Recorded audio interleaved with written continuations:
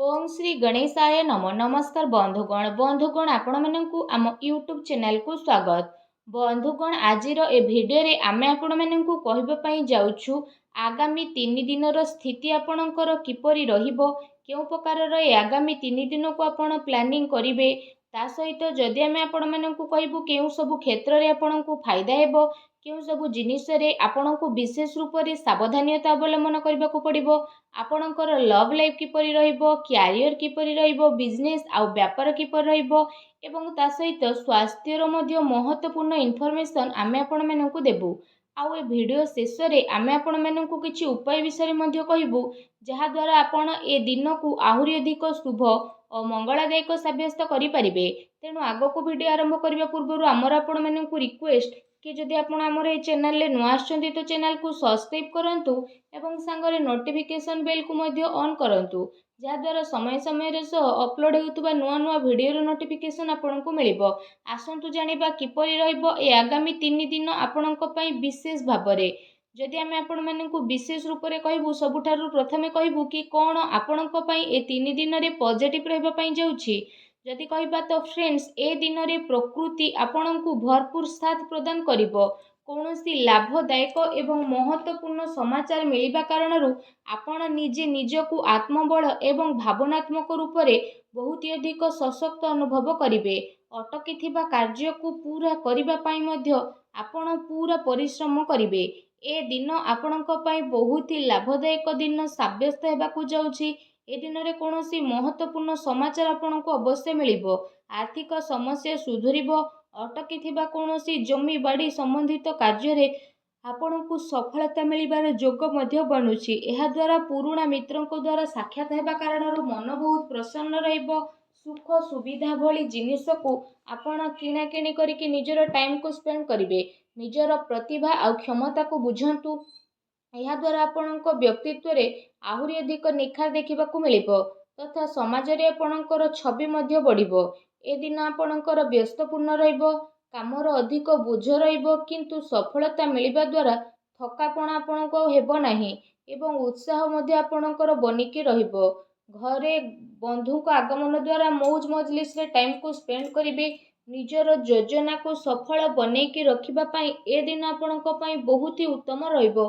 काफी लंबा टाइम रु चली आसुथुबा कौनसी प्रॉब्लम रु आपणको मुक्ति मध्य मिली जिवो, जहा पई आपण निजे निजकु चिंता मुक्त विशेष रूप रे अनुभव करिवे एवं आर्थिक मामला रे ठोस एवं महत्वपूर्ण निर्णय आपणक पई लाभदायक सिद्ध हेबो। समस्तंकर चाल आपणक सपक्षरे रहइबो एवं एहार आपण भरपूर उपयोग मध्य करिवे। आपणक भितरे कार्य प्रणाली कारणरू आपण समस्तंक प्रशंसार मध्य पात्र होई जिवो, किंतु कौनसी भी कार्य बा योजना पूर्वरु रूपरेखा अवश्य बनंतु। एहा आपणक पई बहुत ही भल रहिबो। अनेक प्रकारर सफलता ए दिन रे आपणकु अवश्य ही प्राप्त हेबाकू जाउछि। ता सहित आसंतु जानिबा आपणक पई कोन ए दिन रे नेगेटिव रहिबो। निजर क्रोध एवं तरतर भली जेपरि स्वभाव रे आपण नियंत्रण रखंतु। कौनसी संबंधित बा पड़ोसी सहित वाद विवाद भली स्थिति आपणकर उत्पन्न हेबो। उचित हेबो कि निजर कार्य उपरे आपण ध्यान दियंतु। अन्यर अजथा कथा को नजर अंदाज करंतु। मन रे किछि भूल बुझामणा बा आशंका हेबार विशेष रूप रे संभावना रहिछि। निजर स्वभाव रे नियंत्रण रखंतु, कारण केबे केबे आपणकर क्रोधपूर्ण बाणी अन्य को आहत मध्य करि पारे।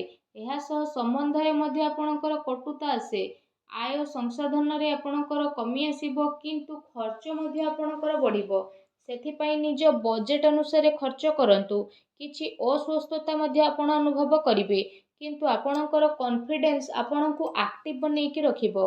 एहा सहित जदि कहिबा अन्य कारणरू कौनसी प्रकारर धन हानि मध्य आपणकर होई पारे। भाई भौणी सहित निजर संबंध को खराब ना हेबाकू दियंतु नाही। एहा द्वारा अकारण रे ही आपणकर चिंता उत्पन्न हेबो। कौनसी प्रतिद्वंदी जलन भावना कारणरू आपणक पई किछि नकारात्मक वातावरण मध्य अनुभव हेबो एवं किछि कथा को नै लड़ाई झगड़ा मध्य आपणकर होई पारे, किंतु टिके सावधानता आपणको प्रॉब्लम रु मुक्त मध्य प्रदान करिवो।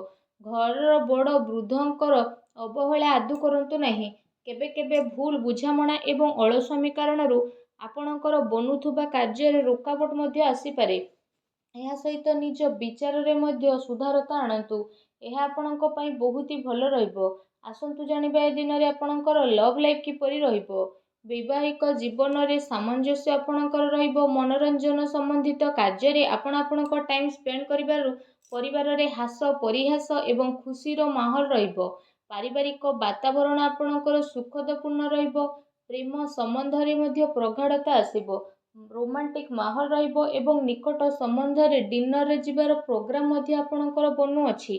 କାଫି ସମୟ ପରେ ଘରୁ ବାହାରିବା ଏବଂ ଲୋକଙ୍କ ସହ ମିଶିବା ଆପଣଙ୍କୁ ଖୁସି ଏବଂ ଶାନ୍ତି ପ୍ରଦାନ କରିବ। ପାରିବାରିକ ବାତାବରଣ ଖୁସି ଭରା ରହିବ।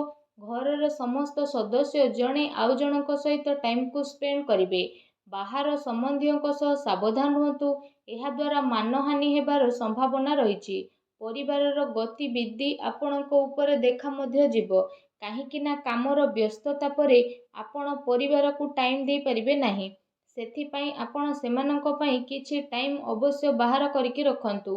ବୈବାହିକ ସମ୍ବନ୍ଧରେ କିଛି ସମୟରୁ ଚାଲି ଆସୁଥିବା ଟେନସନକୁ ଆପଣ ସୁଲଝେଇବାରେ ସଫଳ ପ୍ରଦାନ ହେବେ ଏବଂ ଘରର ବାତାବରଣ ପୁନଃ ସୁଖଦ ଏବଂ ମଧୁରପୂର୍ଣ୍ଣ ରହିବ। ଆସନ୍ତୁ ଜାଣିବା ଏ ଦିନରେ ଆପଣଙ୍କ ବ୍ୟବସାୟିକ କ୍ୟାରିୟର କିପରି ରହିବ। ଏ ଦିନରେ ବ୍ୟବସାୟରେ ପ୍ରଡକ୍ସନ ସମ୍ବନ୍ଧିତ କାର୍ଯ୍ୟରେ କମି ଆସିବା କାରଣରୁ ଚିନ୍ତା ରହିବ, କିନ୍ତୁ ଆପଣଙ୍କର ପେମେଣ୍ଟ ଆସିବା ଦ୍ୱାରା ଆର୍ଥିକ ସ୍ଥିତି ଆପଣଙ୍କର ମଜବୁତ ରହିବ। ସେଥିପାଇଁ ବେଶୀ ଟେନସନ ନେବାର ଆବଶ୍ୟକତା ନାହିଁ। ଉଚ୍ଚ ଅଧିକାରୀଙ୍କ ସହଯୋଗ ଆପଣଙ୍କୁ ଆପଣଙ୍କ କାର୍ଯ୍ୟରେ ସଫଳତା ପ୍ରଦାନ କରିବ। ତା ସହିତ କୌଣସି ବଡ଼ ଧରଣର ଅର୍ଡର ମିଳିବାର ମଧ୍ୟ ଯୋଗ ବନୁଛି। ସରକାରୀ ସେବାୟତ ବ୍ୟକ୍ତିଙ୍କ ଉପରେ କାର୍ଯ୍ୟର ଅଧିକ ବୋଝ ମଧ୍ୟ ଆପଣଙ୍କ ଉପରେ ରହିବ। କାର୍ଯ୍ୟ କ୍ଷେତ୍ରରେ କୌଣସି ନିର୍ଣ୍ଣୟ ଏକା ନିଅନ୍ତୁ ନାହିଁ। ଟିମ୍ ୱାର୍କ ବନେଇକି ଆପଣ ସବୁବେଳେ କାମ କରନ୍ତୁ। ଏହାଦ୍ୱାରା ବ୍ୟବସ୍ଥା ଉତ୍ତମ ବନିକି ରହିବ। ଆର୍ଥିକ ମାମଲାରେ କାହା ଉପରେ ଅଧିକ ଭରସା କରନ୍ତୁ ନାହିଁ, ନା କୌଣସି ପ୍ରକାରର ସମଝୋତା କରିବେ। ବ୍ୟବସାୟିକ କ୍ଷେତ୍ରରେ ଆପଣଙ୍କୁ ଆପଣଙ୍କର ପରିଶ୍ରମର ଅନୁରୂପ ବହୁତ ଭଲ ପରିଣାମ ମଧ୍ୟ ହାସିଲ ହେବ। ଏ ଦିନରେ ଆପଣଙ୍କୁ ଆପଣଙ୍କ ଭାଗ୍ୟର ଅଧିକ ସହଯୋଗ ମିଳିବ। ଚାକିରି ପେଶା ବ୍ୟକ୍ତି କୌଣସି ସରକାରୀ ମାମଲାରେ ଫସି ମଧ୍ୟ ପାରନ୍ତି, ତେଣୁ ସାବଧାନ ରୁହନ୍ତୁ। ବ୍ୟବସାୟିକ ପରିସ୍ଥିତି ଆପଣଙ୍କର ଅନୁକୂଳ ରହିବ। ନିଜର ପୁରା ଧ୍ୟାନ ବିଜନେସରେ କେନ୍ଦ୍ରିତ କରନ୍ତୁ। କୌଣସି ବଡ଼ ଲୋକଙ୍କର ମିଳିବାର ସମ୍ଭାବନା ମଧ୍ୟ ରହିଛି। ବ୍ୟବସାୟିକ ଗତିବିଧି ସମ୍ବନ୍ଧିତ ଯୋଜନା କୌଣସି ବାହାର ବ୍ୟକ୍ତି ଆଗରେ ଆପଣ ସେୟାର କରନ୍ତୁ ନାହିଁ। କେହି ଏହାର ଅନୁଚିତ ଉପଯୋଗ ମଧ୍ୟ କରିପାରେ ଏବଂ ଅର୍ଡର ସମ୍ବନ୍ଧିତ ସବୁ କାର୍ଯ୍ୟରେ ପକ୍କା ବିଲ୍ର ଆପଣ ଉପଯୋଗ କରନ୍ତୁ। ଚାକିରି କରୁଥିବା ଜାତକଙ୍କ ପାଇଁ ଏ ଦିନ ବହୁତ ହି ଲାଭଦାୟକ ଦିନ ରହିବାକୁ ଯାଉଛି। ଏହା ସହ ଚାକିରି ସମ୍ବନ୍ଧିତ ଏ ଦିନରେ ଆପଣଙ୍କୁ ବହୁତ ହି ଭଲ ଖୁସି ଖବର ଅବଶ୍ୟ ହିଁ ପ୍ରାପ୍ତି ହେବ, ଯାହାଦ୍ୱାରା ଆପଣଙ୍କୁ କାଫି ଖୁସିର ଅନୁଭବ ହେବ। ଆସନ୍ତୁ ଜାଣିବା ଏ ଦିନରେ ଆପଣଙ୍କ ସ୍ୱାସ୍ଥ୍ୟ କିପରି ରହିବ। ଗ୍ୟାସ୍ ଏବଂ ଏସିଡିଟି ଦ୍ୱାରା ଆପଣ ପ୍ରୋବ୍ଲେମ ରହିବେ। ଖାଦ୍ୟପେୟରେ ସଂଯମତା ରଖନ୍ତୁ। ବ୍ୟବସ୍ଥିତ ଦିନଚର୍ଯ୍ୟା ରଖିବା ପାଇଁ ଆପଣଙ୍କୁ ଆବଶ୍ୟକ ରହିଛି। ସ୍ୱାସ୍ଥ୍ୟ ମୌସୁମୀ ପରିବର୍ତ୍ତନ କାରଣରୁ ଥକାପଣ ଆପଣଙ୍କୁ ଅନୁଭବ ହେବ ଏବଂ କମଜୋରି ଅନୁଭବ ହେବ। ନିଜର ଇମ୍ୟୁନିଟି ସିଷ୍ଟମକୁ ଷ୍ଟ୍ରଙ୍ଗ କରନ୍ତୁ। ତା ସହିତ ନିଜ ସ୍ୱାସ୍ଥ୍ୟକୁ ଆହୁରି ଅଧିକ ଭଲ ରଖିବା ପାଇଁ ଆପଣ ପ୍ରତ୍ୟେକ ଦିନ ଯୋଗ କରନ୍ତୁ, ବ୍ୟାୟାମ କରନ୍ତୁ ଏବଂ ସୁସ୍ଥ ରୁହନ୍ତୁ। ଆସନ୍ତୁ ଜାଣିବା ଆଜି ଆପଣଙ୍କ ପାଇଁ କ'ଣ ବିଶେଷ ଉପାୟ ରହିଛି। ଏ ଦିନରେ ଆପଣ ବିଶେଷ ରୂପରେ ସ୍ନାନ ଆଦି କରିସାରିବା ପରେ ନିଜର ଶ୍ରଦ୍ଧା ଅନୁସାରେ, ନିଜ ସାମର୍ଥ୍ୟ ଅନୁସାରେ ସବୁଜ ମୁଗର ଦାନ ଭଗବାନ ଶ୍ରୀ ଗଣେଶଙ୍କୁ ସ୍ମରଣ କରିକି କରନ୍ତୁ।